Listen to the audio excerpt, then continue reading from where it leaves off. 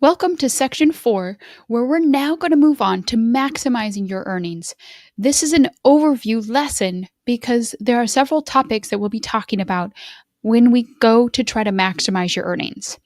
So, as part of the debt work framework, we've covered step 1, which is creating your debt free goal, step 2, to lower your interest rate, step 3, to build your repayment strategy, and now we're on step 4, maximizing your earnings. So, your task to become debt free is to meet or exceed the monthly payments that we just made in step 3.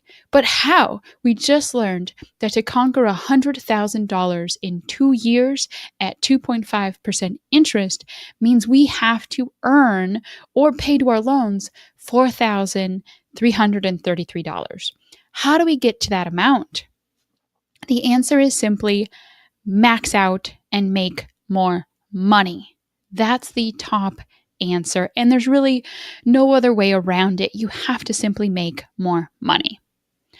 Here's a hard fact about becoming debt free is that if you make only $50,000 a year and say your cost of living is $30,000, you really only earn $20,000.